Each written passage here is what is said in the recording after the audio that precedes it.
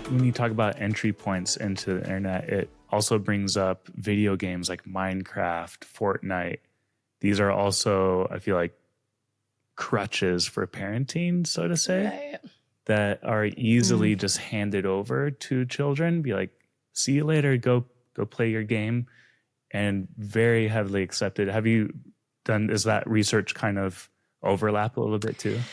Yeah, I will say so. I think just with a lot of these interactive screen technologies, like even on tablets or video games or computer games, it still is a very addictive effect because of the way that the dopamine is released, like every time you level up in the game or you get a new point or a new token. And so video games are extremely addictive as well. And I spoke with many parents who they were like, it was only 15 minutes a day on Minecraft, but it completely changed my son's personality and behavior because his life became oriented around playing that game. All he thought about all day, all he wanted to do was get his 15 minutes on Minecraft. And it really kind of started to take away his pleasure in real life experiences. Like he became more desensitized to things in the real world. So video games really, and this Dr. Victoria Dunkley, she's done a lot of research. She wrote this book, Reset Your Child's Brain. She distinguishes between interactive screens and like passive screens. So a passive screen would be like a television where a child takes in like a movie. Interactive screens is anything where they're interacting with it, like a tablet, a smartphone, social media, video games are incredibly addictive. And what she found is just dysregulating to a child's developing nervous system. And so she was seeing patients coming into her practice struggling with symptoms of autism and ADHD. The parents were bringing them in because they were throwing tantrums and fits, having poor focus and poor attention, mood dysregulation and mood swings and sleep disturbances.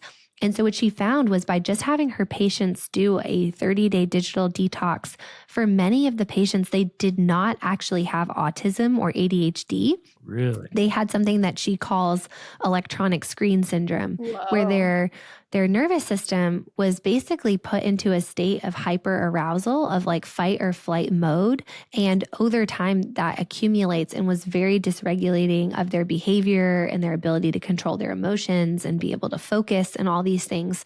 And so she says that can even happen from regular use of screens, that even if they're doing a short amount of time a day, even if it's an interactive screen, like a video game, a tablet, or a smartphone, it's very dysregulating and kind of cumulatively over time to a child's developing brain and nervous system.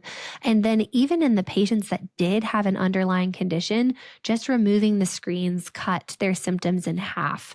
And so when I read her work, I was like, this is shocking. Like there may be kids out there that have been diagnosed with ADHD or autism, and they may not actually be autistic. They might just be dysregulated by the screens. That's actually insane. That's insane. And then they're likely being put on pharmaceuticals a lot of times when medicated. They really need a lifestyle shift and probably more connection with family and more time in nature. Wow, that's pretty crazy.